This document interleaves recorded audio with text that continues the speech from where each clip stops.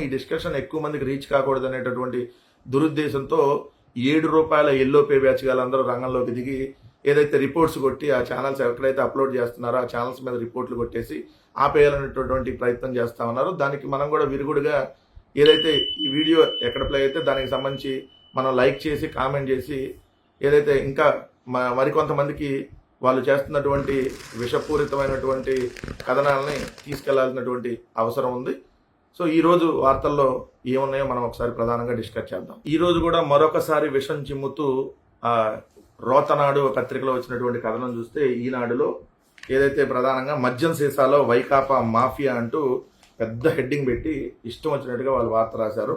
అదేవిధంగా ఆ రోతజ్యోతి పత్రికలో చూస్తే లిక్కర్ స్కామ్లో అసలు విలన్ ఎవరంటూ పెద్ద హెడ్డింగ్ పెట్టి ఏదైతే ధనంజయ రెడ్డి గారి ఫోటో అండ్ కృష్ణమోహన్ రెడ్డి గారి ఫోటో వేసి మళ్ళీ అక్కడ కూడా ఒక విషం చిమ్మేటటువంటి వార్త. వీళ్ళైతే అవినాష్ రెడ్డి గారి ఫోటో భాస్కర్ రెడ్డి గారి ఫోటో వేసి ఈనాడు దినపత్రిక. అసలు వీళ్ళకి సిగ్గు శరం మానం మర్యాద మనుషులు అనేటటువంటిది పూర్తిగా ఈ రెండు పత్రికలు మర్చిపోయి ప్రతిరోజు ఏదో ఒక విధంగా తప్పుడు కథనాలు ప్రచురించాలి. ఇప్పుడు ఒక పని చేయండి, వైఎస్ఆర్ కాంగ్రెస్ పార్టీలో మీరు ఎవరెవరినైతే టార్గెట్ చేశారో వాళ్ళ లిస్టు ఒకేసారి అనౌన్స్ చేయండి, చేసి కేసు పెట్టేసేయండి. A1 నుంచి A1,00,000, A2,00,000, A3 లక్షల, లేదంటే A2,10,000 మంది, లేదంటే A1, A2, A3, A4, A5 అట్లానే A5 లక్షల, A10 లక్షల అనేది పెట్టేసేయండి, పని అయిపోతుంది కదా. సిగ్గన్నా ఉండాలి ప్రతిరోజు. అసలు చూడండి, మద్యం సీసాలో వైకాపా మాఫియా అంట. ఈ మద్యానికి సంబంధించి ఈ మద్యం ఈ పత్రిక రాసింది కదా, ఈ చచ్చిపోయిన రామోజీ పత్రిక, అదే చచ్చిపోయిన రామోజీరావు బతికున్న కిరణ్ నడుపుతున్నటువంటి ఈ పత్రికలో ఏమంటే రాశారు, హంపి అవినాష్ రెడ్డి ఆయన తండ్రి కూడా పాత్రదారులే. డిస్టిలరీ ప్రతినిధులు తుపాకీతో బెదిరించిన భాస్కర్ రెడ్డి సన్నిహితుడు హనుమంత్ రెడ్డి మాట విన్న కంపెనీలకు వేధించి గుప్పెట్లోకి తెచ్చుకున్నారు. మద్యం కుంభకోణాలకు మద్యం కుంభకోణంలో వెలుగు చూస్తున్న కఠోర వాస్తవాలంట. అసలు కుంభకోణమే జరగకపోతే జరిగింది, కఠోర వాస్తవాలు బయటకు వచ్చేసినాయి అంట. మీకు 5 ఏళ్ల టైం ఉంది, దమ్ముంటే మీ రెండు పత్రికలు నడుపుతున్న వాళ్ళు మగాళ్ళు అయితే నిరూపించండి. మేము ఛాలెంజ్ విసురుతా ఉన్నాం. వైఎస్ఆర్ కాంగ్రెస్ పార్టీ ప్రభుత్వం 5 ఏళ్లలో ఏ కుంభకోణానికి పాల్పడలేదు. మద్యాన్ని మేము చాలా ట్రాన్స్పరెంట్గా అమ్మాం. మద్యం దుకాణాల సంఖ్య తగ్గించాం, ప్రభుత్వమే మద్యం అమ్ముతూ ఉంది, ట్రాన్స్పరెంట్గా అమ్మాం. కొత్త డిస్టిలరీని తీసుకురాలేదు, ఏ కొత్త బ్రాండ్ని తీసుకురాలేదు. సో మేము మద్యాన్ని చాలా ట్రాన్స్పరెంట్గా అమ్మాం. ఇక్కడ ఇంకొక ఈ పత్రికలో, ఈ రోతజ్యోతి పత్రికలో అయితే లిక్కర్ స్కామ్లో అసలు వీళ్ళని ఎవరైనా హెడ్డింగ్ పెట్టి నిందితుల ఆస్తులు లావాదేవీలపై కొలిక్కి రావడానికి మరికొంత సమయం, ఢిల్లీ లిక్కర్ కేసును తలదన్నేలా ఏపీ మద్యం కేసు ఉందంట. రాసేటప్పుడు కడుపుకి అన్నం తినే రాయాలి కదా. ఢిల్లీ లిక్కర్ కేసు ఏంటి? ఏదైతే ప్రైవేటు వ్యక్తులకు లబ్ధి చేకూర్చారు. ఇక్కడ మరి AP liquor case Chandrababu Naidu గారి హయాంలో కదా ప్రైవేటు వ్యక్తులకి లబ్ధి చేకూర్చింది. అప్పుడు చంద్రబాబు నాయుడు గారు కదా స్కామ్కు పాల్పడినట్టు. ఇప్పుడు కూడా కదా చంద్రబాబు నాయుడు గారి ప్రభుత్వం కదా స్కామ్కు పాల్పడతా ఉంది. 99 రూపాయల మద్యం పేరుతో, లేదంటే 110, 130 రూపాయల మద్యం పేరుతో 10 రూపాయలు కూడా విలువ చేయనటువంటి ఒక నాటు సారాన్ని దాంట్లో నింపి పిచ్చి బ్రాండ్లను తీసుకొని వచ్చి Sumo whisky, short whisky, Bengaluru malted whisky, Bengaluru brandy, Kerala malted whisky, ఏదైతే 99 రూపీస్ బ్రాందీ, ట్రోపికోనా బ్రాందీ, ఊరు పేరు లేనటువంటి ఒక ఉల్ఫా బ్రాండ్లను ఇక్కడ తీసుకొని వచ్చి ఏదైతే మీకు సంబంధించినటువంటి డిస్టిలరీలకి లాభం చేకూరుస్తూ కుంభకోణానికి పాల్పడింది మీరు కదా. జగన్మోహన్ రెడ్డి గారు ఉన్నప్పుడు మీ హయాంలో 16,000 కోట్ల ఆదాయం వస్తే 2018-19 సంవత్సరంలో జగన్మోహన్ రెడ్డి గారు ఉన్నప్పుడు 24,000 కోట్ల ఆదాయం వచ్చింది సంవత్సరానికి. 5 సంవత్సరాల్లో మీ ప్రభుత్వం ఉన్నప్పుడు 70,000 కోట్ల రూపాయలు ఏదైతే ప్రభుత్వానికి సంబంధించినటువంటి 5 సంవత్సరాల ఆదాయం వస్తే జగన్మోహన్ రెడ్డి గారు 5 సంవత్సరాల్లో చూస్తే ఏదైతే 1,06,000 కోట్ల ఆదాయం వచ్చింది. అంటే ఆదాయం ఎంత పెరిగింది? అమాంతంగా ఆదాయం 36,000 కోట్లు పెరిగింది. పెరిగితే ఎక్కడ స్కామ్ జరిగింది? అసలు ఈ బోక్కు పత్రికలు రాస్తారు. ఎంత దారుణం అంటే జగన్ ప్రతిపాదనలతోనే అని హెడ్డింగ్ పెట్టి చూడండి, మద్యానికి సంబంధించి మద్యం ప్రైవేటు షాపుల ద్వారా అమ్మితేనే ప్రభుత్వానికి ఆదాయం ఉంటుంది. ఎవడన్నా కడుపుకి అన్నం తినేవాడేటండి మాట మాట్లాడతాడండి. మద్యం అంట ప్రైవేట్ షాపుల ద్వారా అమ్మితేనే ఆదాయం ఉంటుందంట. ప్రభుత్వ రిటైల్ దుకాణాల ద్వారా విక్రయాలు వద్దని నాడు నిపుణులు సైతం సూచించారంట. కానీ నాటి సీఎం జగన్ వినలేదంట. ప్రైవేట్ అమ్మకాలు జరిగిన 2014-19 అక్రమాలు జరిగాయని ఆరోపణ చేస్తూ ప్రభుత్వం వ్యాపారం చేయాలని జగన్ ప్రతిపాదించినట్టుగా తాజా విచారణలో తేలింది. లిక్కర్ పాలసీని ఎందుకు మార్చారు, దీని వెనక అసలు ఏం జరిగిందని దర్యాప్తు సంస్థ ప్రభుత్వ నివేదికలు పరిశీలిస్తుండగా ఈ విషయం వెలుగులోకి వచ్చింది. ప్రభుత్వం అమ్మితే కుంభకోణం జరిగిద్దంట. ప్రైవేటు వ్యక్తులు చేస్తే అంటే లాభం వస్తుందంట. ఎవరికి లాభం వస్తుంది? చంద్రబాబు నాయుడు వాళ్ళ బినామీలకు లాభం వస్తుంది.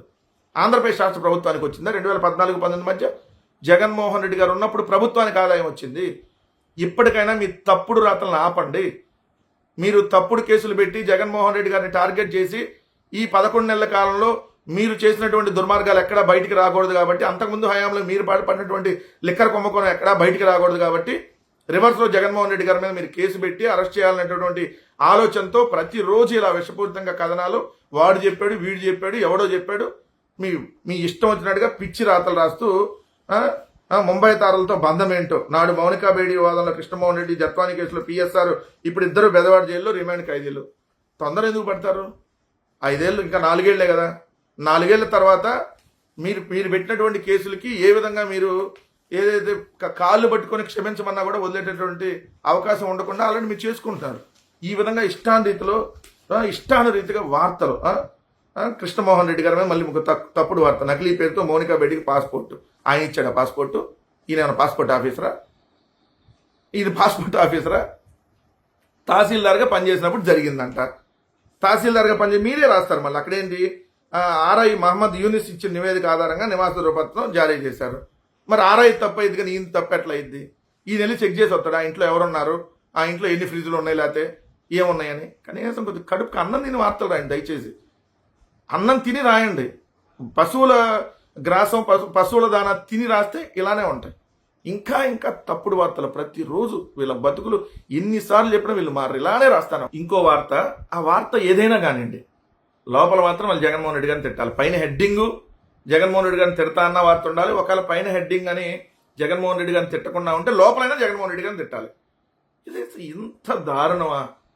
పత్రికల ముసుగులో నగ్నంగా తెలుగుదేశం కోసం నగ్నంగా నిలబడుతూ ఇలాంటి వార్తలు రాస్తే దాని ద్వారా వచ్చేటటువంటి డబ్బులతో మీరు తిన్న కూడు కూడా వంట పట్టదు రాధాకృష్ణ గారు.